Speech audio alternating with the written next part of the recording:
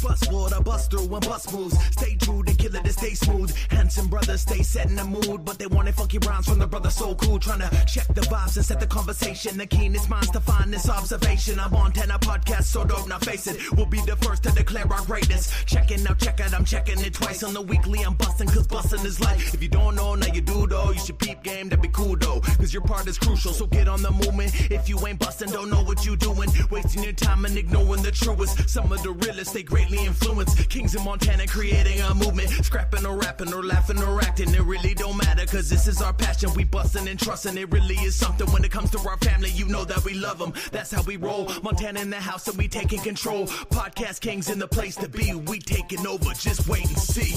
Slow down and catch the vibe. Weekly buzz, but we on the night. No boasting, true and tried. It's Buzzwood, it's ride or die. Slow down and catch the vibe. Weekly buzz, but we on the night. No boasting, true and tried. It's Buzzwood, it's ride or die. Hey everybody, welcome to the Weekly Bus. We are going to be joined by a man in action who likes to get it done, man. He doesn't fucking slow down as soon as he hits the ring and as soon as he hits the entrance. He got a lot of fans. There's a lot of noise and a lot of action. He goes by the name Steve the Tomahawk Townsel. Let's fucking go. Sorry, my voice is still ass, boys. So I'm. What's going on, fellas? I was like, I'm still getting my health back, so it's all good. I had upper respiratory infection, so yeah, he's we're healthy. He's coming bouncing back, baby. I was like, I let Ty do that one. I felt like he did very well. Yeah, man. What's going on? Welcome to the bus, Steve. What's going on, fellas, man? Thank you for having me. Glad to be here. Yes, sir. Of course. And shout out to our brother Kerry. What did you think of the song? We have a lot of returning guests. You're one of the first people in a long while that haven't heard the song. So what did you think of it? Yeah. I thought it was pretty good, man. I think the fact that you guys got your own song for your own shit is super dope. It's part of what's the shit called when you got something that's forever, even when you're gone is there? Oh, yeah, dude, we got legacy culture. Motion. Legacy culture. No, God forbid if some white boys get some motion. Yo, man. So, Steve, we have a tradition on the show, dude, especially for guys who are coming on as first-timers. We like to give them the stage. We like to hand them the floor. We like to also say, explain yourself in your own words, because who else better to do it than yourself? Who the fuck is Steve Tomahawk Townsel, bro? Let us know. Man, I'm a dad. I'm a coach. I'm about to be 46 years old, and I'm a professional bare-knuckle fighter. That's who I am. That's what I'm chasing. I'm chasing some legacy, chasing my name stapled in history. You know what I mean? Yes, sir. You're one of the pioneers, early men in the game as far as BKB, BKFC. You also said you just had a birthday, so congratulations. Or having a birthday this weekend, right? Yeah, man. This weekend. Big 46. Yeah, big 46, man. You're 10 years older than me, man. That's fucking amazing.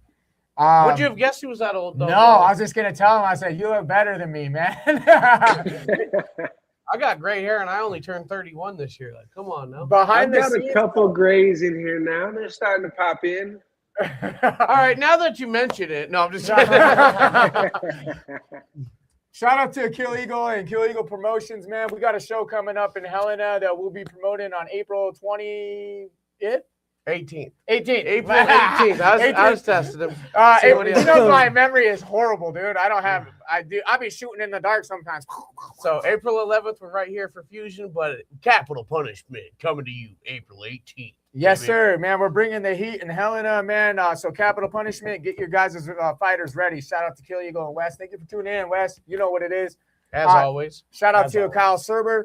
I want to get into detail of you, Steve. You were brought up in Florida. What is it, Port St. Lucie?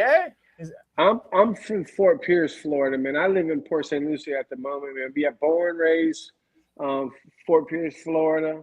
Been here pretty much forever, man. I love the weather down here, man. You guys told me how cold it is up there, talking about it's warm, and no, sir, no, thank you. All right. Now, what was it like? What was it like growing up for you in Florida, man? You know what I mean? What was Steve's life? What's Man, young? so look, man, about you know, what you you're got doing? you see, you guys got this meme going out now. Me in the '90s. Well, Yeah. I like was those, raised in actually. the '80s. You know, I'm a 1980 baby, so I go back a little further.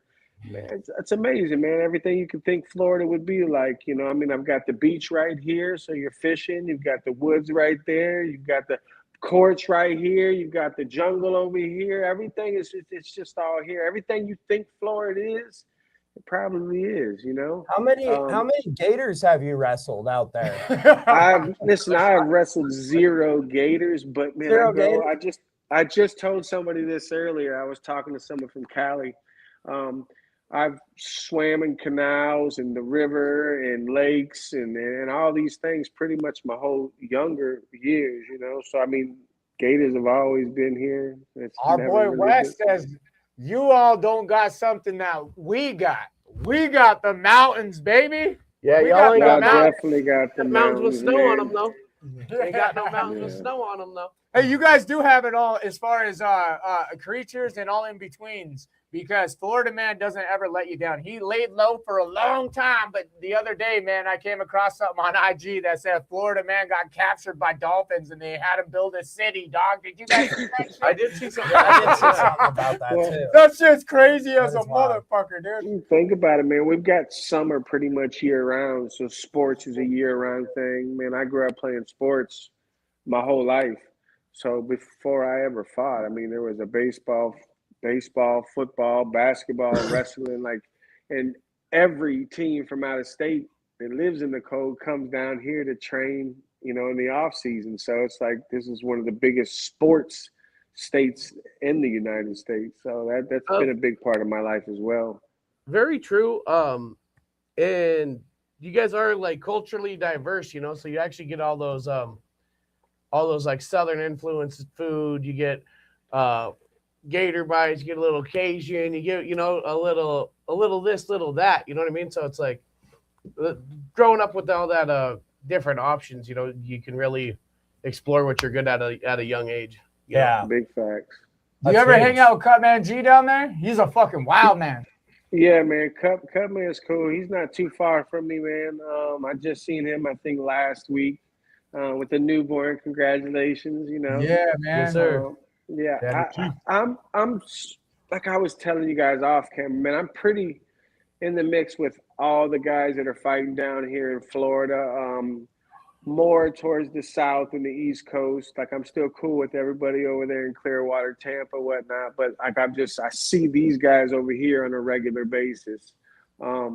We know each other's families. We talk on the phone. We have meals together. So I mean, it's like I said, it's the diversity of the cultures down here is wild too. Like I mean, look how many different fighters there are.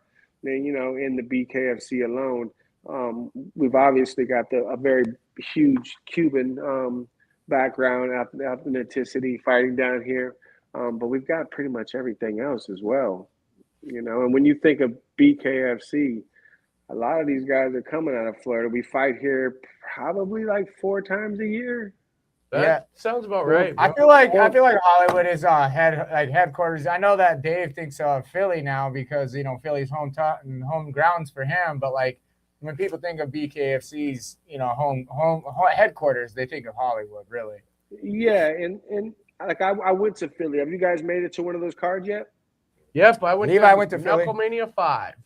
So I was just at the Knucklemania this last time. It is phenomenal. 18,000 people, sold out crowd. The energy there was amazing. It was just 9 degrees. Like, fuck, man. But it's definitely it's a super big show there, man. They do a really good job there too. Being, you know, they're most of the guys that run the BKFC. It's their home. But Florida is still, like I said, man. It's summer here almost year round. So like. You're coming here and you're catching that good weather. You're catching always people here. We're always going to sell out. I'm blessed to live here for that fact alone, right? Yeah, absolutely. And Philly does get buck wild though. I can attest because the last time we were up there was, for me, Knucklemania 5, and it was the night before the NFC Championship. So here's the thing. We went to Denny's after the event, right after everything calmed down and all that. Ended up at Denny's downtown. 24 hours later, after I got home, got off the plane and all that, because we were debating, we're like, should we stay? And I was like, man, I don't know. I was like, I'm just starting a new job, this, that, the other, so we ended up coming home. But 24 hours later, they're literally standing, rocking cars over and shit, right where my car was parked. I said, there's no fucking way, bro. I was like, 24 hours ago, they're fucking up my rental. Hell no. Listen, man. The fact that you've got the Eagles Stadium, you got the 76ers right there, you got the Phillies, man. The way they've got that place set up is like next to none, man. Like they knew what they was doing when they built that, for sure. Oh, 100%. And like the Sixers were playing the night before the event, so they had to, you know what I mean? The setup crew had to do a same day setup for Knucklemania. It's like, that's kind of fucking nuts, dude. So shout out to the team that even makes that shit happen on the back end. Our boy Jay Villa and shit. Shout out Jay Villa for sure, man. That guy stays busy, dude. Stays busy, dude. Yeah, they've got a really good squad, man. They've done amazing things. And think about how young the production team, how young the BKFC is to be doing as good as they are. You got other organizations that have been around for years and it's nowhere close. Still, I fucking love Dave Feldman, dude. I really do. He's like, I obviously, I have major political beliefs that I'm fucking super vocal about. But Dave being Dave, dude, I just love Dave as a person. He's not included into my politics at all. And I want to put that out there because everyone's like, what about Dave? I'm like, I love Dave to death, dude. Absolute death. He's one of my favorite people in the world, man. And what he's done with BKFC is to be commended, dude. Like you said, you can't look at any other company and look back and say what they did this in 10 fucking years, less than 6-7 years, dude. This is fucking insane, bro. The amount of progress, the amount of eyes, the amount of fighters, the amount of money, right? The amount of Conor McGregor's fucking joining, everything about it happened so rapidly. From a warehouse in fucking Wyoming, boys. And you know what? Our growth can resemble that because when we first started hanging out with David Feldman, we were in Levi's fucking spare bedroom.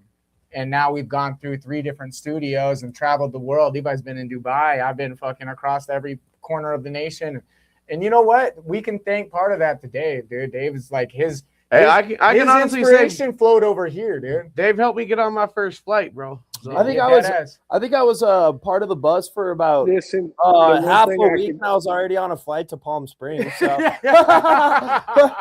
said that weekend they go, yo, dude, you gotta say start traveling immediately, dude. I was like, and I was in Vegas just having a blast, dude. Yeah, it was the first freaking week on the I think Brady showed up to a Friday show, and on like Monday afternoon, I was like, hey, bro, you ready to go to Palm Springs? He said, fuck, I guess. I was like, dude, I said, let's roll, bro. That sounds fun. You guys don't know, man, but even Dave reaches out to a lot of the fighters. You got a lot of people that complain because they're just complainers, man. But I mean, I've had Dave reach out to me before Christmas to ask me, hey, man, how's everything going? How's Christmas going, man? Here, let me help you guys. You know what I'm saying? Without asking, just trying to look out, just trying to be a good boss. That's next. Who does that, man? You know what I'm saying? Like that is cool. Who does that? It's dope to have someone like that at the helm. You know what I mean? With you being a pioneer and you coming into, the game as a fresh face, but also have retained the name throughout, and especially throughout the years of their own rise, Tomahawk rise. How did you get Tomahawk's name, bro? I started probably 10 years ago when I started fighting the MMA, man. Before the age 35, I didn't even want to fight, man. I didn't want no one punching me in my face because it was fun, because it was a sport. You know what I'm saying? Like I had enough of that shit growing up. I threw like a Superman punch is what it was, and I didn't know what I was doing. You know what I'm saying? And a buddy of mine was like, yo, he's chunking a tomahawk at his ass. Throw that tomahawk at him. You know? It was just like a jumping Superman punch. And we're like kind of out west of town, like not a bunch of cows and shit. You know what I'm saying? Under a barn and hidden bags and just kind of bullshitting around. And he gave it to me. And I'd say probably, I don't know, 4 months after that, I took my first fight from never having any combat training at all to 4 months in taking my first MMA fight, and I fell in love. The first time, it's a funny story. Like I said, the first time I ever went to an MMA show was one of the local ones down here where I live. It's called Rise of a Warrior, and I'm watching the fight. I'm like, man, I'll smash these dudes. You know, street tough guy. You know what I'm saying? No training at all. So muscle head, 285 pounds, thinking that weights and muscles make a difference. Just a fucking boulder rolling over, bro. So I'm like, I'll smash these dudes. I'll destroy them. And I ended up going to like a gym the following Monday because I'm like, man, I just stopped playing ball. I was like, man, I'm gonna fight. I think I can do this. I can kill these dudes. And it just so happened that a few of those same guys that I was saying that I would smash are training at this gym. And first day I go in, man, bro, I get my ass handed to me. Like, I get my ass handed to me by those same guys. And that probably happened for about 3 months straight. Like, I mean, the warm-ups were dogging me out. And I came from a football field, so like I'm super strong. I can move a mountain. That's why you're huge, dude. You remind me of a football player, bro. When I met you, dude, you remind me of a football player. Football was my first love. It's where my explosiveness comes from. I can see that. You know, I mean, I don't know if you see my legs, but my calves are fucking ginormous. So the football thing, but this ain't football, you know. And when you're in football, there's in between plays, there's commercial breaks, there's all these little breaks. But when you're in a ring, man, you're 3 to 5 minutes to, whatever it is sport that you're fighting, man. And I would just gas out immediately. I couldn't make it past the first round. And that alone just kind of kept me going. Like you guys play the video games is the best way I like to make an example. Like if you ever played a video game and it's you smash that bitch in like a couple of hours, you beat it, right? That's the boringest game ever. That game ain't no fun. Like, who wants to do that? Right. But if you keep losing, you know what I'm saying, you're addicted to it. Now you're spending hour after hour. You're just on that bitch. It's 4 in the morning. Hold on, bro. This guy says you keep losing, and Levi just looks at him like, "Cuz he's talking about." They play Arc Raiders together, bro. No, I was talking about Dark Souls. Dark Souls, which is like the hardest game in like ever, which is like you die repetitively over and over again. And when you kill that boss, I swear to God, I'd be leprechaun dancing in my room, bro. I get up and I start dancing, bro. I'm like, you motherfucker. Been like 2 days on this motherfucker. That competition makes you want it more. And that's what that first 3 months did to me. I know I'm better than these guys. I wasn't going to keep letting them whoop up on me. You know what I'm saying? I left my little pride at the door, man. Came and wore my ass whooping every day. Came and kept doing it. And I ain't left the gym since, you know. I'm just happy to hear that you didn't go in and say, oh, when I get mad, I see red. Red. I think it's good that I didn't come in at such a young age. You know what I'm saying? Because there was a time in my life where I was that punk, where I was like an asshole, and and I didn't kind of have the same mind frame. Luckily, I've been through I even tell my wife now, I was like, man, I've lived a few different lives since in my lifetime. So I've been through a bunch, and by the time I made it to training, I was ready for it. I was able to go ahead and put all that bullshit aside. That me being a tough guy, you know what I'm saying? Because I realized that street shit ain't the same thing as coming into a gym where even the guys that look completely nerdy will beat the brakes off you because they do this every day. It's something they I was going to say you got to use your brains. You got to use your brains more than just your size at that point, right? Like realistically. So Switch you to that tactical method more than that. you said Right. something off camera that I wanted to bring up big time, man. Is that you're transitioning also into like a leadership role and a coaching role, but you also said you're turning 46 and that you feel This better is the now. healthiest I've been Yes. in my. So even in my football career, man, I was banged up. I was too big for my body size. I walked around between 260 and 285. I played defensive line. Too heavy. And then when I went into the MMA with all the wrestling and jiu-jitsu and just everything that kind of goes with that whole tactical of the sport, I was always banged up, man. I was always roughed up. I was never healthy for a fight, but as fighters, you know, we want to fight and we're gonna talk ourselves into being healthy. I'm the best as I've ever. I did the best. Yeah. Coach. You see Then that here often. I am. I'm limping into my fucking fight, and it's just like, no, it just didn't work out. But now, fighting bare knuckle for the past, you know what I'm saying, a 4.5, almost 5 years, it's like I'm in the best health of my life. You know what You I'm hear saying? I just find that super interesting. He said that. He's all like, yo, transit, because, you know, you always hear other fighters are like, I'm scared that, you know, bare knuckle might transition and wear my body out faster. Man, this is the complete fucking opposite. And when he brought that up, I found that super, like, interesting. And I was like, yo. And I'm older. So imagine the guys that are, you know, they're still, they got 10 more years before they even reach to me, 15, man. Like I said, I'm at the older end of a professional fighter, man. And I'm at the best health of my life, you know. Not saying that I don't go through injury here and there, but nothing like before, you know. And I think a good example to use. Like 15 years on Kai. So that's exactly who I was gonna go to. Is that's Kai. Crazy, and that's a, you know what I mean. And he's gonna have so many more years if he stays away from wrestling, man. Those anything joint manipulative is just gonna add wear and tear to the body, man. You know, and as a wrestler for how many ever years that he came into it, you know what I'm saying? Imagine how much he's already got. I guarantee you he's healthier now than he was back then. I was just gonna say that I really feel that way actually, because if you look at Kai coming in, Kai was just like, you know, 19, 20 years old coming into bare knuckle, man.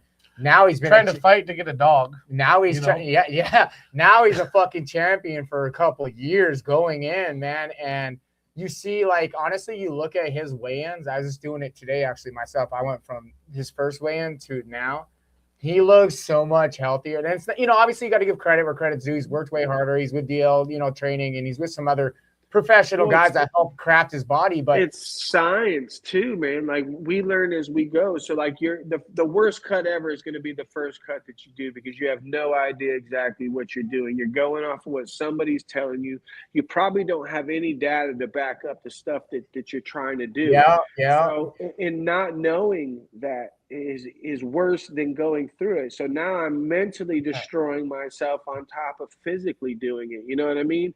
But as soon as you get a system and you've maybe got some data to back up those things, all the guessing goes away, man, and they only get better. You know what I'm saying? Like, because the numbers are never gonna lie to you.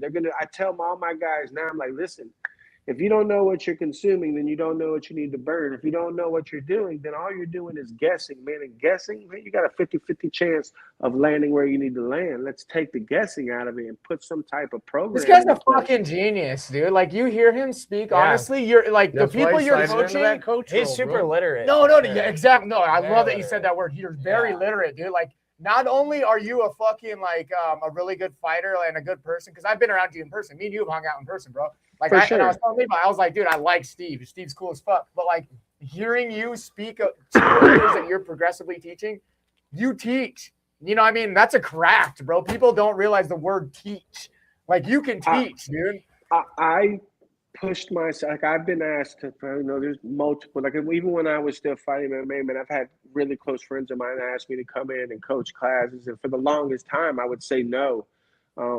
I'm super selfish with my time. You know what I'm saying? So it's like, man, it's not that I don't feel like I have nothing to give. It's just hard for me to take away from myself to do for somebody else until I started doing that. You know what I'm saying? And I think about how many people gave me their time to help me, you know what I'm saying, in my process that didn't have to, like pros that have been fighting for 10, 15 years, world champions that went out their way just to say, hey, man, you should probably do it like this. And they didn't have to do those things, man. So now, given the opportunity to do that, man, it's a payment in itself. I just recently started working with much younger kids. I work with the PAL program down here, man, which is it's a boxing program for kids. It's the Police Athletic League, but it's all kids that are, you know, probably going through a bunch of different things in life, you know what I'm saying? And they get to escape all that and come to the gym and seeing how hungry they are, just trying to learn, man. It's a blessing to be a coach, and I'm glad that I could speak, and I've been through some things in my life in order to give that back a little bit too, you know. You sound like a grateful man, dude, and a grateful man is a position that is easily that you can translate with contagion, bro. Like it's contagious to be around someone who is fucking grateful, dude, all the time. Positive. Yeah. Well, what do they say? How long does it take for someone to get there? How much violent bad stuff did somebody have to go through to get to where I am, I guess? Yeah. Oh, yeah. And it works. It's the truth. Perspective is everything. That's a daily life goal, not even just a fighting thing, man. That's 1,000%. So I get disgruntled fairly easy, right? Like if I start getting aggravated, it's a little piece of sand that becomes a boulder, right? Like off of something stupid, even if you're at your job, as soon as you become disgruntled, you're no longer good at your job. You know, you fucking hate your job. You don't want to be there. Been there. And I so I catch myself getting that way, and I've kind of worked pretty hard on making sure that I don't let it happen as much, because we do got a lot to be grateful for, no matter what it is that you got going on, man, because it could be way worse.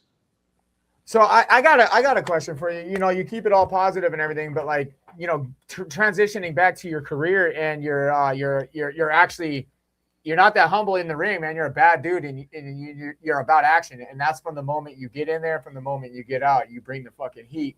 But what led you to the ring to begin with? Like, obviously you were a fucking football player, and you know you were talking MMA, but what led you to fight to begin with? What was the transition? Who was the person, and what brought you in?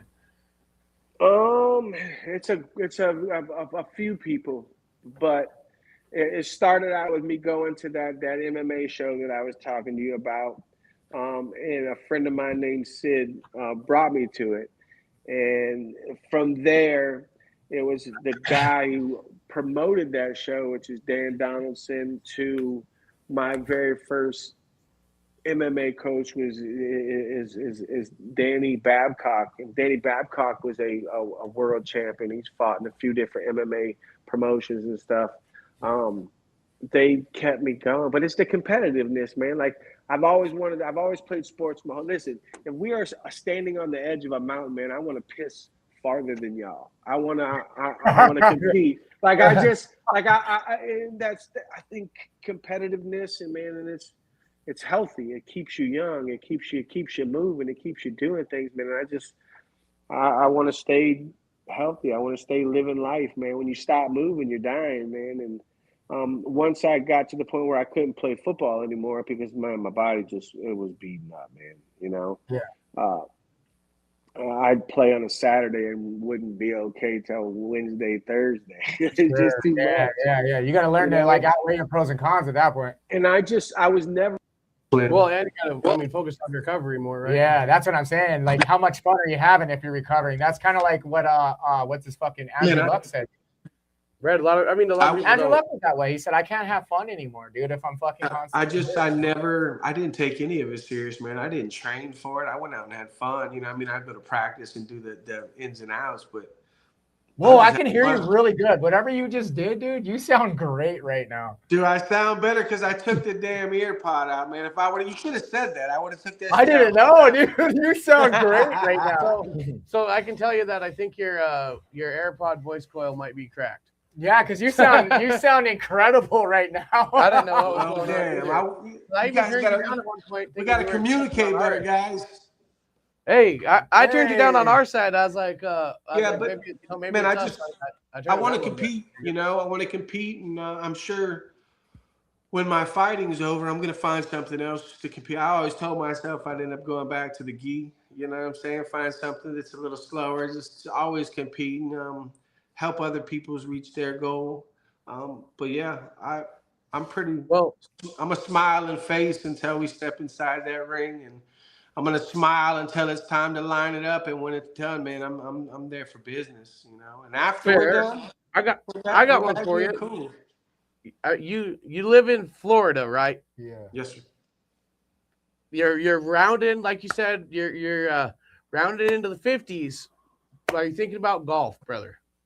Nah, man. I mean, Come on, bro. So Come listen, on. my wife Golfing is actually great. has played some Golfing golf, is man, and Say again, sorry. so my wife has actually played some golf, man. I just personally, it's never. Not that I don't. I think I've hit a ball a few times. I've gone like to a driving range just to see how far I can hit them. But I don't know. As of right now, it's not a big aspiration. I mean, they say a lot of business is done on the golf course, so who knows? Yeah. You know, maybe I'll That's find where the out. money's talked. It's a huge individual sport too. When your bones are broken, you're kind of limited to your options too. You know what I mean? Like, because I have the same problem skateboarding, so I go golf because I'm like, shit, dude, I'm not gonna be able to skateboard. I'm like, dude, golfing's great. It's said I cranked my ankle on Friday. I'm golfing on Saturday. That's Fuck it. this. That's it. And I'm fucking sitting in the cart. I'm sitting in the cart the whole time, bro. I'm getting out for the ball. And that's I mean, they say most of So the you never damn played an time you 18 guys here? are having drinks and 18 holes. Was it the 19 Yeah, like- hole? How did they say? It just sounds fun. Bro, That's a good I was time. like, if you've never played an 18er with the boys, bro, you ain't really They experienced say golf. the worst time on a golf course is better than your best time in the At work. office. Yeah, Yeah. That Dude. You is know a good what? You point. guys just made me put it on my list. So before the year's out, I'm gonna get me an 18 in. Let's There you go, go. dude. Hey. Let's You heard go. it here. You got to give an 18er a shot with the boys, bro. Steve, it. we live in Montana, and Montana is a big Native American state, man. Shout out to all of our Native people. Shout out Yeah. to all of our reservations.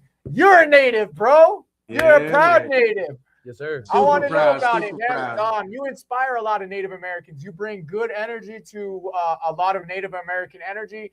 And two, you get to inspire the community not only in your res, in your area, but around the other reses and nations around the whole nation. Yeah. So let's talk about it, man. You lead the way. You're an inspiration. You're a voice for Native Americans, man. You got anything to say for natives? That's what it was such an honor to fight Leo. Like he was the first guy that I actually got to do. We kind of we did like a little trade off in the beginning of our fight, and we talked a bit about it, man. It's super dope, man. I grew up as a little mixed kid on the res, you know what I'm saying? So I caught a little more flack than some of the other guys. Powder face. Yeah, you know. But things always get better, man. I haven't been back. So my res is in Alabama, and we lived at the bottom of a mountain off the res, and it was amazing for what it was, you know. And now I try to push the culture, try to push these young kids that are growing up to, hey, man, you know, be happy and it doesn't matter your race, your culture, whatever it is, man. Be proud of who you are, what you are. Don't let nobody say anything different to you about that, you know, because even this day with how mixed everything is, you know, how people have evolved, there's still a bunch of retards out there. No, 100%, bro. And you know, I like to quote one of my favorite movies. I got Mike 1 and Mike 2, and they don't like no feedback. Right? Right. Yeah, dude, that was nice, dude. That's it. Right? That's money, dude. That's money. Come on. Steve, I love your tattoos. I think they rep. No, the I head think tat's tough, bro. Yeah, you got that big old chief on the side, dude. You got the feathers on the side of his head, bro. Yeah. He's repping hard, man, and I love it. How many natives do you guys have down there in Florida, man? Is it a pretty decent sized population, or do you kind of want to? Yeah, so I live right by the Seminole, one of the Seminole ranches down here. We've got the creek, we've got the Miccosukee. There's quite a bit actually, man. But I mean, that's America. I mean, America is the you know is a native land. Yes, sir. It doesn't matter where you go, the people are here. You know, and that's not going to change. You know, I mean, Do you hear that? That's fucking dope, bro. No, I like that. Me too, yeah. a lot, So- dude. I do. I love that a lot. And speaking about the Seminole, speaking about making money, there's some bets you can place tomorrow night. Oh yeah, let's talk about the card, dude. You know, I've almost spaced the card. Yeah. So what do hey, you mean you have spaced the card? Because I'm talking to Steve. He's the fucking man, dude. He's gonna be there. He's gonna go live on Twitch, right? I don't do Twitch, man. That's too much work. I'm fucking with you guys, bro. But And he's going to Twitch the whole thing. I'm definitely gonna be in the building, man. There's not gonna be a home fight that I won't be at. I'm definitely gonna be there tomorrow. I'm gonna try to make the Daytona one. Gonna make the Clearwater one. You know, if it's in Florida, I definitely am gonna make it. Hey, I will be in Denver, April. What is it? 18th or is it the 17th? Damn, does it go Hawaii then Denver? Is that how the cards roll? I think so, man. I know that there's. That sounds right. That sounds right. Yeah. So I know the 11th is in Hawaii for sure. Yeah, I'm gonna have to miss that as much as I don't want to do. That sucks because it's Brady's birthday, dude. And I haven't heard anything back, so I'm probably missing it too, buddy. So let's talk about this card, man. I know you guys got the Montana boy, King Kai fighting. The main event. This is since his very first fight in Billings, Montana, fighting Derek Gates. I personally haven't missed one. Yeah, this is the first one. I forgot the Dubai too. Yeah, I missed that one. But for Levi, yeah, this is the first one, dude. So it's a bit different, but it is what it is. You know, it's and still, baby. So, you know, we got it. Yeah. So we talked about it a little bit earlier. I mean, Kai's made me a believer in him, and he's definitely got a style that's all his own. He's fought a couple other homies, you know what I'm saying? So I've definitely betted against him in the past.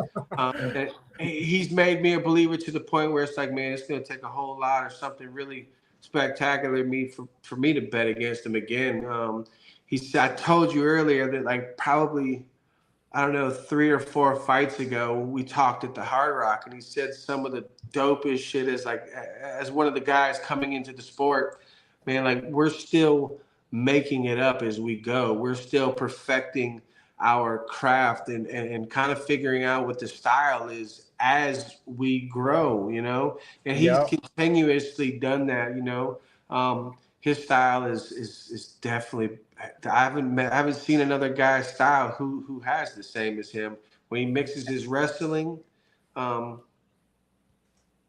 I don't think anybody's figured him out yet, Steve. I think you're absolutely right. I'm in the same boat as you. I don't know who Kai's going to bring, and I'm with It's because they're watching his last fight where he's on to his next fight. Truly, the kid thinks progressively, man. He never looks back. You know, like knowing Kai as well as we know Kai, I can honestly say you don't know what Kai's going to bring even knowing him.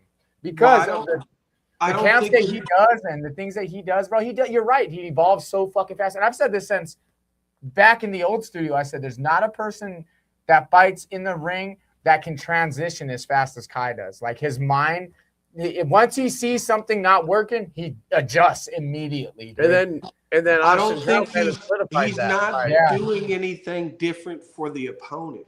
He's consecutively growing on himself. You know what I'm saying? Like, you ever notice that there's guys, I need to do this for this opponent, or I need to do that for this opponent. But I don't think it's that way for him. I think that he's continuously growing his game, worried about what he's going to do as opposed to what the other person is going to do. That's a really good observation, dude. And you might be right. You know, I mean, it might be that self-growth that just does it for him, that does so well. Because you're right, he has a style that's King Kai's, bro. And I think Goffey is gonna fucking have his hands full. I don't think he really knows what he's walking into. I don't think he realized how much bigger Kai is. Kai's fucking almost like physically, skeleton-wise, two times his size, dude. You know what I mean? I think the reach will fuck him up. I think Kai's pressure will fuck him up.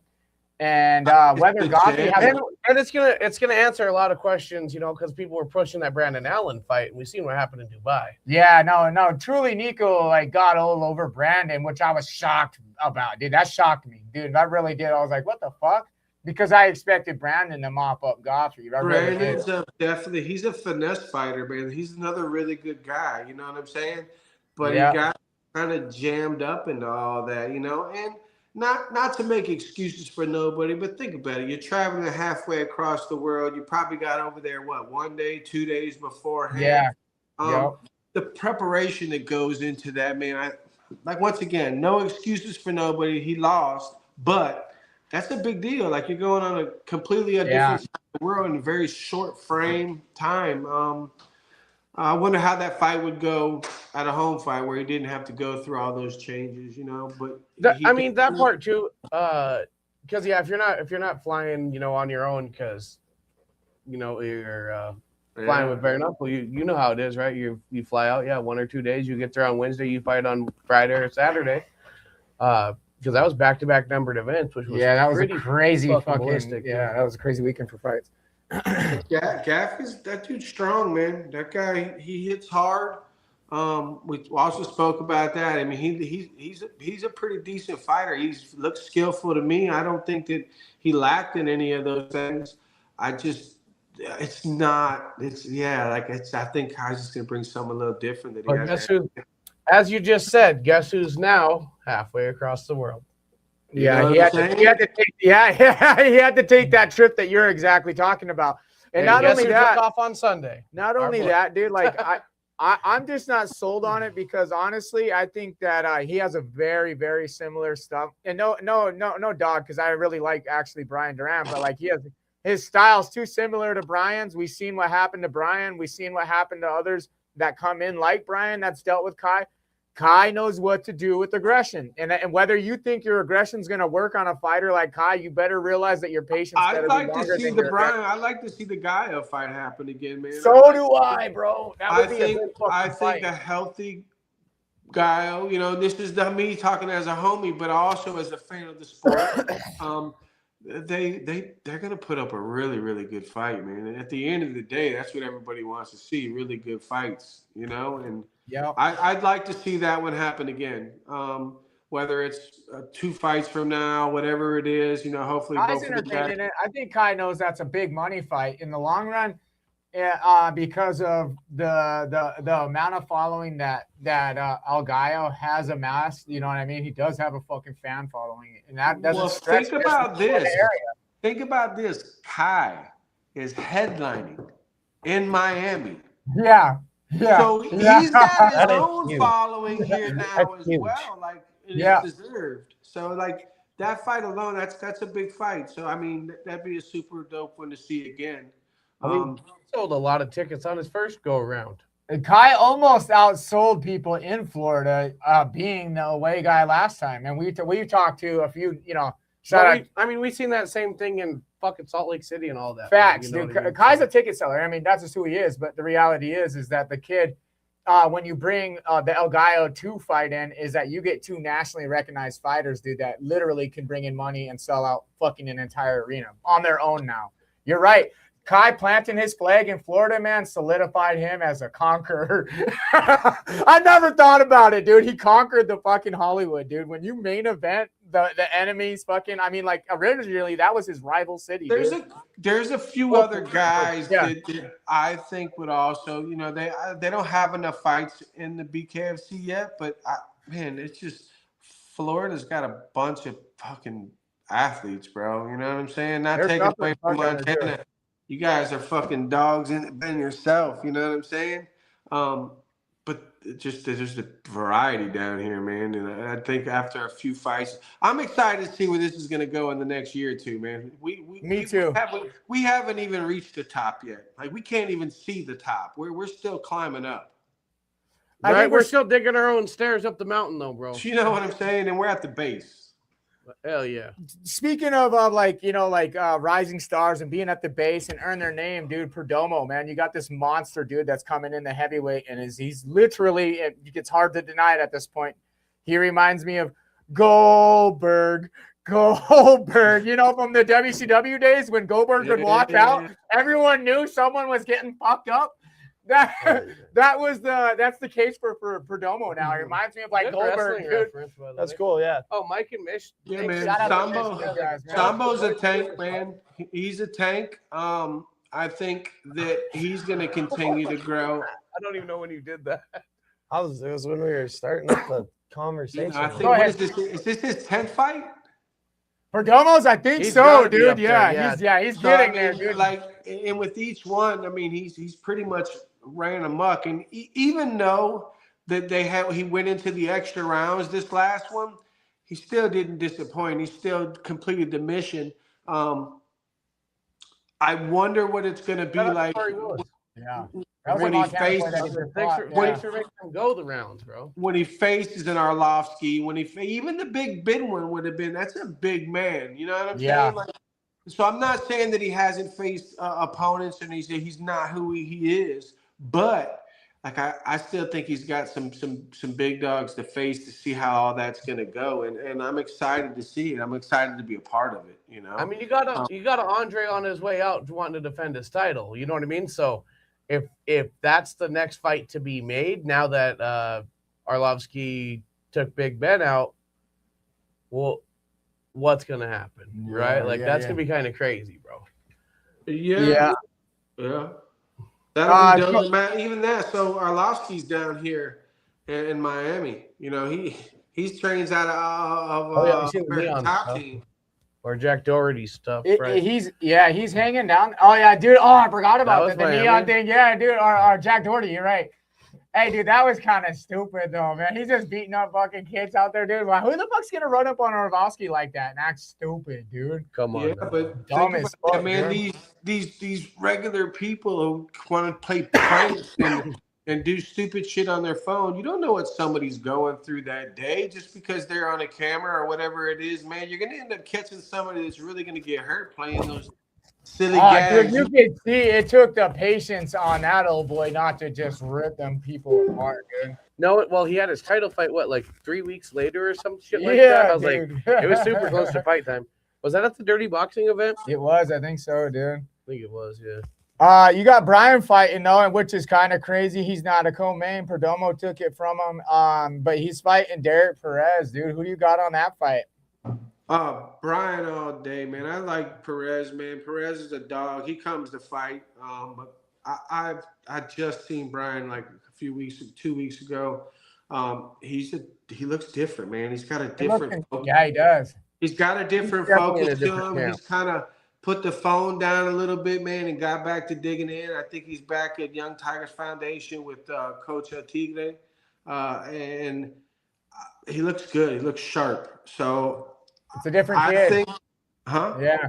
But you know who changed him? You know who changed him? Well, he locked in after Kai, that's for sure. I think that he changed himself, man. I think sometimes I think about this. So Guy was a street dude, like a real street dude, not like for what people think, you know what I'm saying? Like he was out there.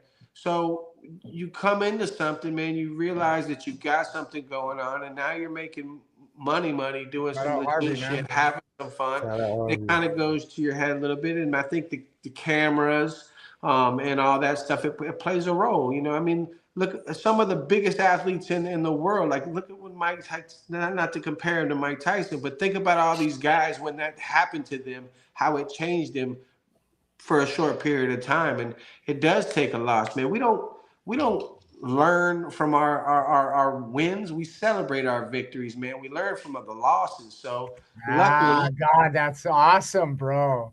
So luckily, you know what I'm saying? Dude, he's right though. The way you just, I don't know how you fumbled into those words, but that dude, they were really smooth, dude. Luckily, that came at an early stage in his career to where hopefully it helps the growth in him completely. You know what I'm saying? And when he looks great, bro. If you look at him as like a person right now, dude, he's around his kids. He's buying his mom vehicles. He fucking physically looks the best he's ever looked. He looks skinny, and he does look different as a skinny guy. But, dude, his body and his physique looks healthy, and he looks fucking fit. That's who he wants to be. He shaved his head. He doesn't have the crazy hair no more, whatever he's got going on. The dude has made a lot of progress, and I just want to give him the hands up from being a street dude, from being a guy that's turned around saying, I want to be nothing more gangster. There's nothing more gangster than stepping away from nonsense and taking care. Yes, sir. Yes, sir. And locking truly in on life. Yes, sir. I respect the shit out of him, man. And he's always been, we've had our banters back and forth, behind the scenes due to Kai. Of course, you know what I'm saying? But he's cool as fuck, dude. And Brian knows it. Me and him behind the scenes are, we're friendly to each other. I'm not gonna say we're dogs or anything, but me and him, I like Brian and he likes me as far as I understand. And I respect everything he's done in the last year and a half, dude. He's really, truly locked in into who he is.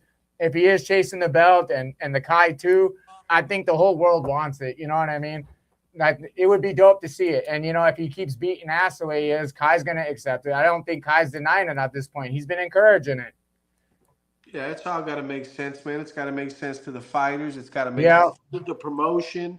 Definitely got for number 2. It's got to make sense for the pockets. Yeah, the money's got to be the big. I think the big draw. Got to be the next big. If Dave's willing to put up the money for 2 fighters that have helped build, you got 2 homegrown guys, right? That are now international. You know, you always and think about what you just said. These weren't WBC boxers. These weren't from the UFC, Bellator / These were homegrown guys. You said a mouthful right there, you know, and that doesn't get pushed enough. Like, these aren't guys that came from a career from some other giant organization. These are guys that were born here and brought up through the rankings here. Yeah.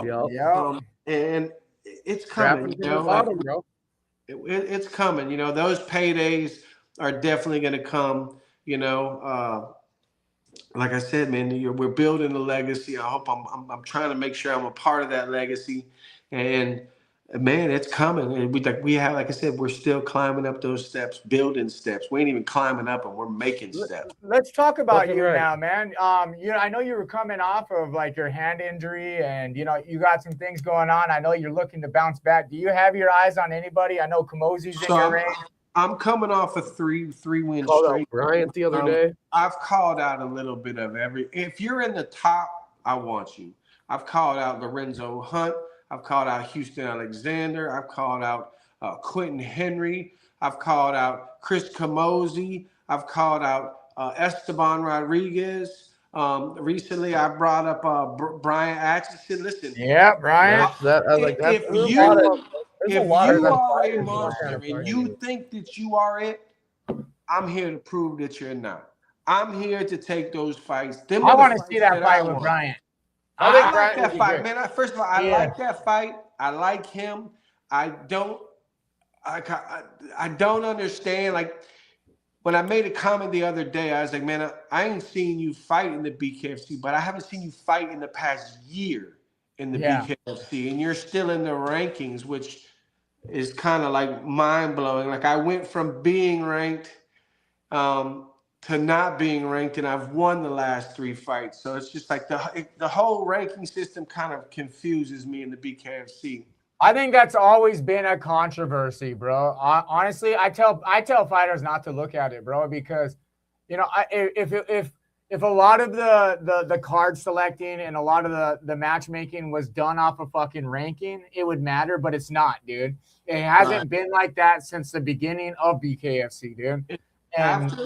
Go ahead. I just feel like when people, because, you know, at first, you know, you want to be on the rankings list because you have a higher chance at a title shot, obviously, you know, that's a real thing.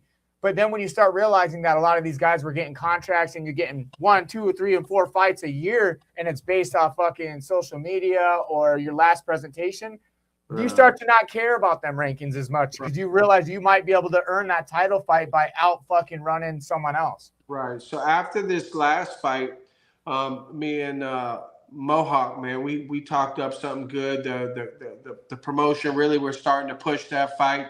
That was going to be a title eliminator for us to go on. We'd fight that fight, and then whoever won that fight, we'd go on to fight for the world championship against Chris. Well, Chris doesn't have it, so it's Sakara has it, right? Yeah. Really? But now Chris Camozzi is fighting. Oh yeah, I forgot about that. Fighting Esteban Rodriguez for the interim. So I don't know all the politics and the details behind what's going on. Crazy, I forgot all about that. But so there's that. So me and him would have fought. So when they made this fight, which happened kind of overnight, I guess Camozzi was going to end up fighting Sakara. I don't know, like I said, but I know that they pulled Esteban from me and him fighting to him going to fight in April in Denver against Chris Camozzi for the interim. So that kind of takes that fight away from me, which was the plan and what my projection was going, what I was looking to do. So now I just, man, I'm not a matchmaker. I'm not a matchmaker. You know what I'm saying? I keep calling out the guys. I'm calling out these guys. And I keep being let known that I'm not a matchmaker. So whoever the BKFC wants, let's just put something on the table. You know, my hands are amazing. Can we get like a round of things? You want him, or Brian, or Mohawk? As of right now, Mohawk's fighting next month. So I'm with Bryant too. So I got my because hands on Esteban Bryant. has a fight, right? Esteban has a fight. So Esteban has a fight in April. I like the Brian fight. I like that. The Bryant make that happen. You know, and I've reached out and I've spoke to him. You know what I'm saying? Really super humble dude, man. You know what I'm saying? I like that fight. That's a good fight for me. I don't think Montana it's a great likes fight. that fight, and I know that Florida would like Montana, that fight. I'm sure you boys love that fight. You know, I just think we're gonna have to fight it down here in Florida. I think that would be dope, though. You know, I think Bryant hasn't had his opportunity to go where he would like, and I think it would be dope for him to go get that opportunity and get that experience and something big. And with such a name like you, bro, like either one of you guys, like if you beat up Bryant, you already have respect across the whole nation. But if you ended up beating him, like you earned a bunch of fans out west too. You know what I mean? Because that guy over here has a massive fucking name. He's like a titan, dude, over here, dude. There ain't a lot of people that want to fuck with Acheson, dude. Yeah, man. He like I said, I've never met him personally, man. We've talked back and forth on social a few times. Always been respectable, always been a good guy. We've always, you know, pretty much chopped it up. And now it's just like, man, who's left, bro? It's just me and you. So what's the next best thing to do? You know what I'm saying? Let's just go ahead and give the fans what they want, put on a show, and, you know. I'm going to throw a wild card in there because it has to be said because of who he is, what he does, and what he likes to do. Lorenzo's always a wild card that comes in and says, I want that fucking title, and he might stand in either one of your guys' way, and he likes to balance. But you know what, man? I like him. I respect him, but he can get it too. He can get it too. This ain't the first time his name's come out my mouth. And it all comes because I think you're one of the best. If you ain't one of the best, I really don't want to fight you anyway. He's the GOAT, bro. I hate to fucking just step on anyone's toes. He's another guy. He's another guy that earned respect from me. Not that he needed it from me, whatnot, but like before I might have like bet against him at something. You know what I'm saying? Thinking, you know, I'm not. What's his name to do it? And every single time, man, he's come back and just proven that his heart is obviously huge. You know what I'm saying? So I can't take the only time I'm betting against him is if he's across the ring from me. Sure, there you go. Other than that, man, I think he's a really good fighter. You fought a bad motherfucker that he fought. Let's talk about it. Trujillo is a bad dude, bro. And you stood across from him. Oh, man. And it'd be first of all, Gustavo, I love that's my brother. But I'm a different man now. I'm a different fighter. I was green, and I still gave him a little bit of run. I still fought him harder than anybody he's fought to date. You know what I'm saying? With a very little bit of experience that I had. And he's a monster, man. That dude. That's the name that you could probably, if anybody, maybe you could lure the back over to the organization. There's a ton of people that want him back. Oh, I'm sure, and I think that he wouldn't mind coming back, man. It's just got to make sense for everybody. It's got to make sense for him and his family. It's got to make sense for the organization to be able to do that. And if I could do it, man, let's do it. I would love to have him back, man. He's the heavyweight world champion of the world over there, and he still hasn't made it past a round either. Yeah, you know? No, he's a violent dude, bro. He's the nicest, most humblest dude that you can possibly meet in real life, man. Isn't it always that way? Like you notice the truest, like toughest guys. And I want to say this about Lorenzo. Lorenzo, you owe the boys a bust belt, dude. The guy said he's gonna give us a belt. What he keeps telling us, but the guy's the most humble guy behind the scenes. Nobody realizes about Lorenzo, dude. You gotta understand what people go through, man. That man is. We have similar stories, you know what I'm saying? Believe it or not, man. But the man has gone through a lot in his life. He's lived a bunch of different lives up to this point in the life he's living now. So think about how much shit people got to go through to become this humble or become this rational, or you know. Otherwise, we'd probably still be knuckleheads, right? I hate to interrupt, guys, but I do have to make it to Pong. My signups were at 9. I am late already. Oh, but snap. That's okay. I'm not that concerned about it. I always get a fit in because I go in like every Thursday. So I'll be fine. But yeah, it was fun talking to you, bro. You seem like a really fun guy to talk to. So I hope I. Yeah, man, I really appreciate it. Brady might be amateur bare knuckling soon. He hasn't decided yet, but he's talking about it. As long as I get myself in shape, I used to vape, but I told myself if I get myself in shape, man, you keep saying if you get yourself in shape, you're never gonna get in shape, dog. You just but I mean, I'm not into shape. I'm saying I'm taking steps already to get into shape. I'm already taking steps, but I'm saying like I would like to be in shape by the time that I ever think about getting in a ring. Bro. Like that's more or less what I mean. Like I skateboard. Like it's not like I don't get exercise. I just need to have more exercise than what I got right now. I should be able to flat backflip. You know nothing to it but to do it. The longer you say you're gonna do it, you won't. Well, like I'm the worst procrastinator there is, man. And the one thing I learned is we gotta stop saying what we're gonna do and just start doing it. So yeah. Well, yeah, I haven't fully make steps. Keep making more steps. You say you're making steps. Keep making them. I also haven't fully committed to fighting yet, so it's not a full commitment. That's kind of more or less. If I say I'm gonna do it, I'll do it. But I haven't fully given the green light yet. Once the green light about it. Yeah, once the green light's there though, yeah, like have you been in a fight yet? I've been in multiple fights. I grew up at the skate park, so I've been in a lot of street fights. Like, yeah. I mean, have you sparred or anything? So, and then I also fought in the Smoker, which is in our hometown. They fight over across the river, and I boxed in the Smoker. So I have done a legitimate fight before. But that's kick ass. I didn't know that, dude. I have videos of it still on Facebook. All right, dude, we're gonna show it. Do you guys know Logan Richard? That's who I fought in the Smoker. Yeah, you do. I smoked. Yeah, I fought Logan Richard. I feel like I do. Oh, you did tell me that. I did. Yeah, we're gonna show that live next time. That's tight, dude. Yeah, we still got the footage, bro. It's still on there. Oh yeah, for sure. Because I had to ask him. Because Logan's like, I'm down to run it. Oh, yeah, he wanted to fight me again at Levi's. Brady's like, not really. He's like, we did just fight. He said, we fought back in the day, though. Yeah, and then he was like, you want to run it back? And I was like, bro, I'm not committing to that yet. I mean, but I did get called out on it. I did. Which is crazy because our size difference is absolutely insane now. Back in high school, I was a lot skinnier. I'm like fucking 3 times the size I was when I fought Logan. He's about the same size.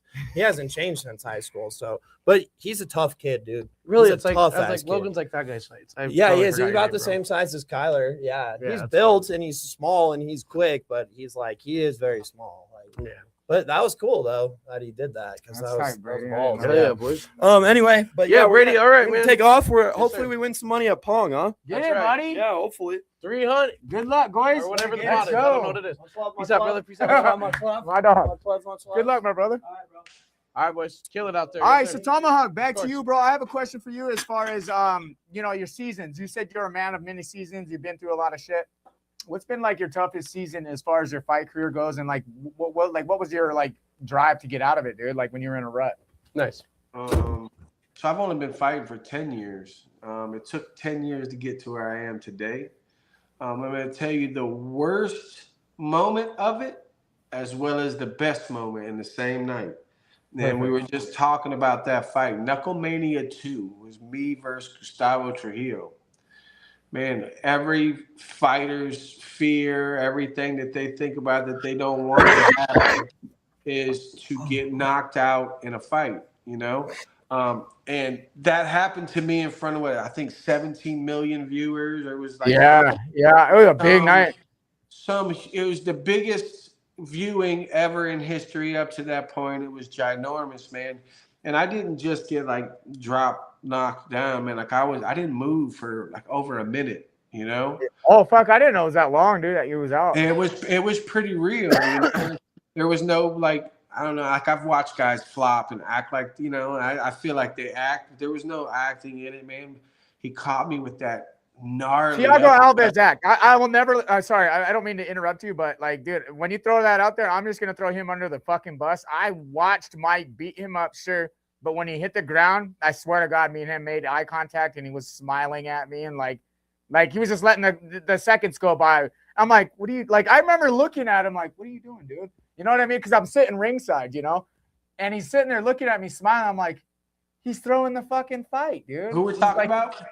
Thiago Alves, dude, when he fucking fought Mike Perry in fucking LA, bro. I swear to God, like the dude was just like gave up on himself, dude. And I swear to God. I think, man, that some of these, if it's a payday, I mean, I don't know. I can't tell you what was going on through his mind, but I've watched guys flop, you know, and give up on themselves way before their body does, you know. And yeah, that's just crazy to me. But that was the worst moment, but the absolute best moment in my career, even to date. It gave me the opportunity to let me know, do you want to do this? Is this something you want to do? Because it probably can't get no worse than this, right? And if you don't want to do it, I could have walked away from the sport. Nobody would have batted an eye. No one would have said, oh, no, they would have been like, yeah, man, I get it. You know what I'm saying? And not even talk shit to me on my way out. I would have been able to do it. But it let me know that, man, this is where I belong. This is what I want to do, and I'm going to show you, like, I'm going to do it, you know. And it's been the best thing for me out of all my fights, out of anything that's pretty much happened to me in my fighting career. So, like, I guess motivation now. I mean, like, you're not like I've interviewed so many fighters and so many like athletes, as far as even fucking artists and music. Like, all those guys are athletes to me. Anyone that's on a stage or doing any presentations, those are athletic moves. What's your, like, you know, and they all have their different motivations and their different pushes, but a lot of it's like, you know, especially it's like, I need that action, or I'm in it for the action. Like, you have a whole different motive that I've kind of like noticed, dude. Like, what is your motive other than the goal? So you're asking him what's his why? Yeah. Okay. I mean, like, what is his why? You know what I mean? Like, because he just seems to love it for the game, or like, what is it, dude? I'm very passionate about this, man. Obviously, I'm not in this because I want to get rich, because I'm not rich. Totally. You know what I'm saying? Like, that's not happening overnight, man. Hopefully, you know, if you do something you love long enough, it'll make you rich. You know, it'll get you everything else. You know, I fight, man. I love this shit, man. It's super dope, and I've worked so hard to get here. Like I said, it's taken me 10 years just to get to this moment, and I'm finally getting some of what I've been wanting this entire time. It's self-validation more than anything, and now I'm getting the opportunity to leave my legacy on something that's so big, so great. You know what I mean? Yeah. Think about, you know, Chuck Liddell or Tito, or like any of these old UFC guys, man. Them guys are going to be remembered for their sport forever. Forever and ever and ever. Yeah, they're immortalized in their sport. Shamrock, Ken Shamrock, dog. Heck yeah, dude. That was the word I was looking for earlier. You know, even with your song, you've immortalized your podcast with a song that's written about your podcast. You know, I want that legacy. I want my kids, grandkids to be able to go back and say, hey, man, you know, my great-grandfather, my dad, my husband, my brother, my friend, my coach did these things, and I've done it all, I feel, pretty much against the odds, you know. Let's go. I told you that my name actually means against all odds. That's what they say anyway. That's super dope. I told you I started fighting when I was 35, man. I had a heart attack and died at that same year, early in the beginning. What? When was this? I flatlined in 2015. Damn, dude, I'm happy to hear, dude. Hence one of the reasons why I stopped playing ball, why I was so big and everything else. It just was a life-changing thing, man. I've had doctors tell me that I probably shouldn't have been fighting, but now look at my health and look how far I've come. I've had friends and family tell me how old I am. I've gone through injuries that would stop a regular person in their tracks. And I'm still here, and I'm not just here. And I'm fucking better every single time I step in there, man. Yeah. You know, so why would I want to stop now? Why would I step away from something that I've worked so hard? I just want to see it through. I told you earlier that I'm a pretty big procrastinator, and I've quit plenty of things before I was done with them. Yeah. Man, I want to see this one all the way through. I want to give it everything I got. What's the Snickers commercial? No regrets.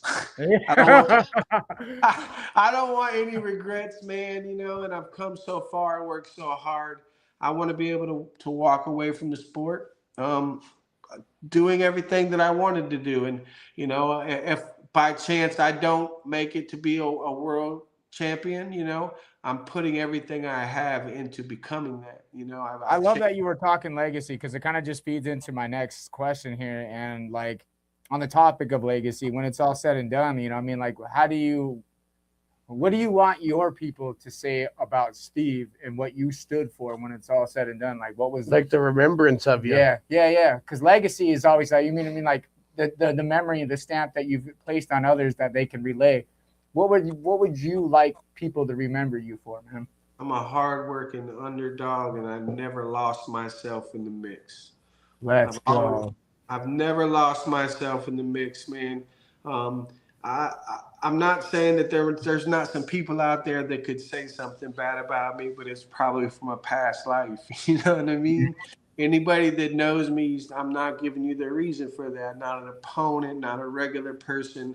I work hard. I say and do everything that I say I'm going to do, and I stand on that. You know, I want that to be known, you know, and I want to push that off on my students now, my friends now. Like, if anything that I could push off, it's something positive, man.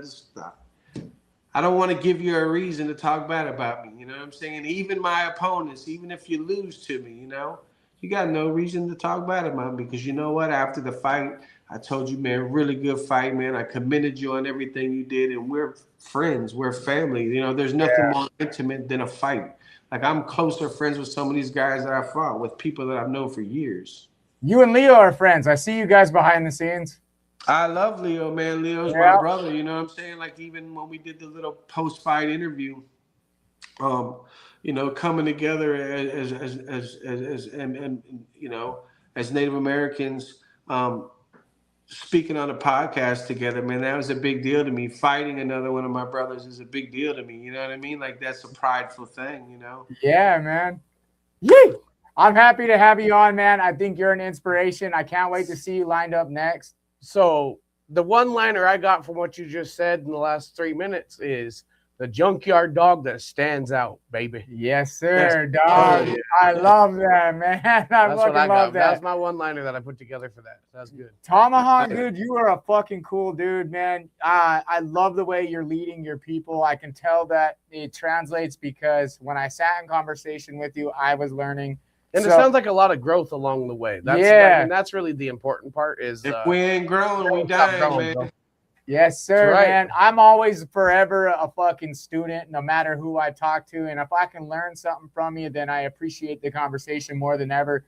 I can say I took some things from you today, and I appreciate this conversation, this podcast, this interview, and your fucking time, dude. You're a cool dude. How to grow? We show it.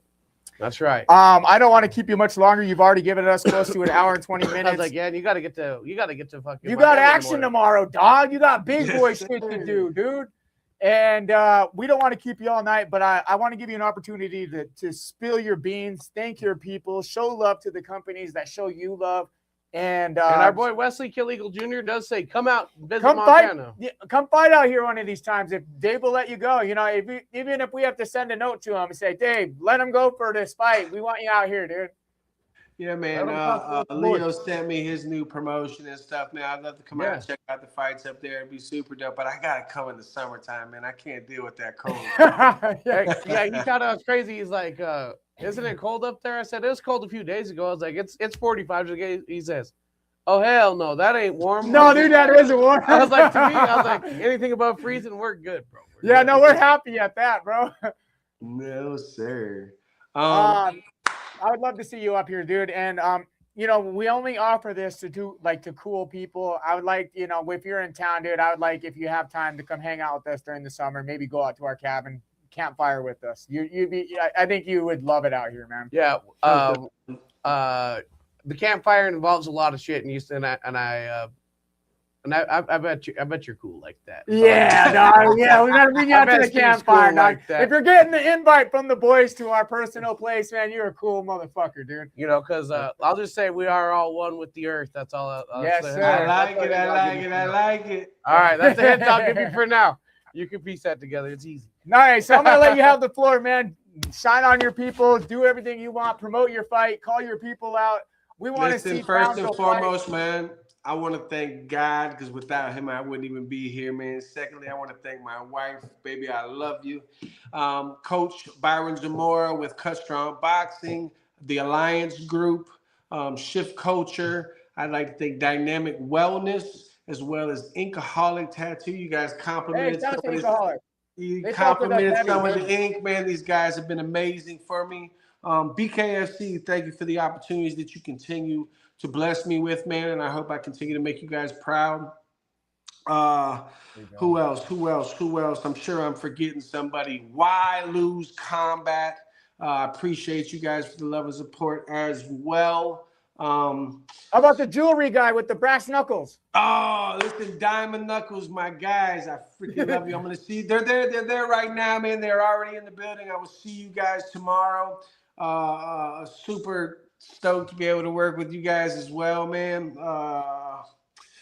Who else am I forgetting? All In. Majestic All In, my management team. You guys set this up. I'm super excited for the future to see what else it holds for us. You guys have been amazing. Vic's got a fight this coming week too, guys. He's fighting in Arkansas. I think it's Kansas or Arkansas. He's got his first bare knuckle fight over there. My guy's gonna kill it. Majestic Fences and Land Development. You guys are amazing. Thank you so much. If I forgot you, man, please don't hold it against me. I love you all, and I continue to do what I do for you. So thank you. Appreciate you fellas having me on, man. Yes, absolutely, man. Thank you for your time, bro. And I hope that we get a little, because we have people down on the floor doing media for us. So if you see the little guy Taj Singh and Harvey Singh, who will be doing interviews for the Weekly Bus down there in Hollywood, they'll be suited and booted. Yeah, make sure you say hello to the boys. We may not be there in presence, but our presence is there. I was like, we got media passes in either way. And I think, shout out to our boy, Wild Boys TV. He's like, I heard you guys are in the building. I said, no. Oh, really? I love him, dude. I said, well, not this go round, but we do have media passes in, so that's probably why you heard that. Native Boys, man. Shout out to Native Boys TV, and shout out to everyone else in Hollywood. King Kai and Still, first and foremost. We know that Montana Belt is coming back. Nico Goffin, you ain't got a motherfucking chance. And that's just me standing on business, son. Yeah. Loyal to the soil. And Still, USA. USA. That's right. Levi, why don't you just roll our beautiful bean footage? Well, I better not say that. A beautiful bean footage so we don't have any copyright issues. All right, and with that, you know who to call for your life safety needs. Protect your business with the experts at ASI. We specialize in fire alarm system design and installation, customized for your space. Our certified team handles inspection, testing, and maintenance, so you're always up to code. Need fully serviced fire extinguishers? We've got those too. And when seconds count, our panic alarm systems deliver fast, silent protection. Alert Services Incorporated. Reliable, responsive, and always ready. Call for a quote today. Hey, Steve, wait here for just a second. We're just going to run these commercials and we'll close out. And by the way, if you don't recognize that voice is Big Face from Bare Knuckle Syndicate that we had him do for a commercial for us. So shout out to Chad Burbank and Big Face, man. Yeah, that's our boy. And then he's cool people, man. Yeah, hell yeah, man. He's cool as shit. Oh, that's the dog. And then we got this for you. Halftime Sports Bar, the best sports bar in town. Catch all of the action on our big screens, enjoy your favorite drinks, and savory mouthwatering tacos provided by Taco Tree. Feeling lucky? Head over to our casino with hot machines at Emerald City Casino, where the thrill never stops. And for a more laid-back vibe, check out Amigo Lounge, our sister establishment, offering a perfect blend of relaxation and fun, and food. Halftime Sports Bar, where sports, gaming, and great times come together. Your go-to destination for excitement in every quarter. Join us today and make every moment a winning one.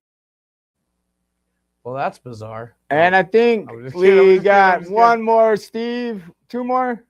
1.5 minutes left. Friendly staff, clean, Vegas style. Saturdays and Sundays, $6 shrimp cocktails for active gamblers. where winning happens.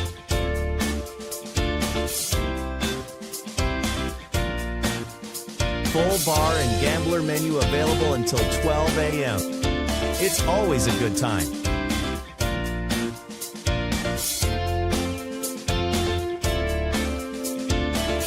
Best looking casino in town with a heated smoking room. Montana Sports Bet available. Mimosas and Bloody Marys served daily. Come play today. Hey, shout out to our mom, man. Our mom was our actress in that commercial. And she's the best, man. We love her to death. Oh, man, that's good stuff. All right, man.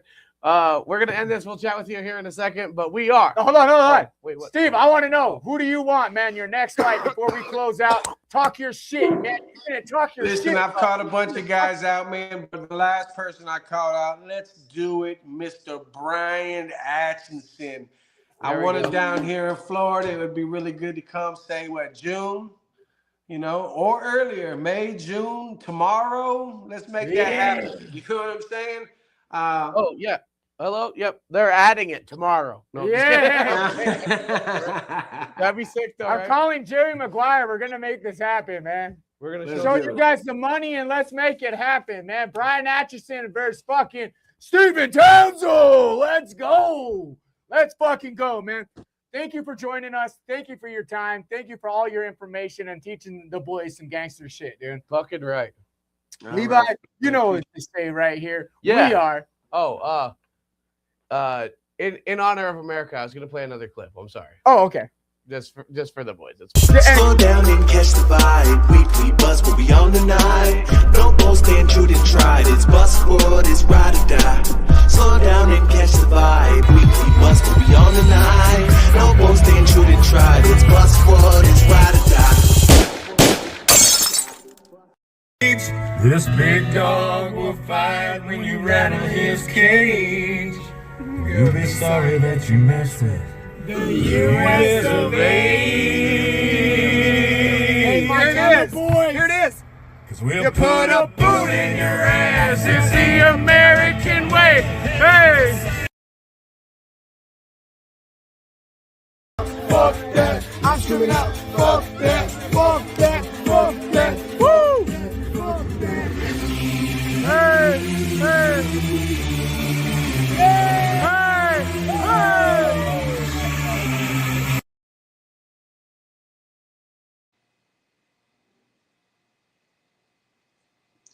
Can't hear nothing.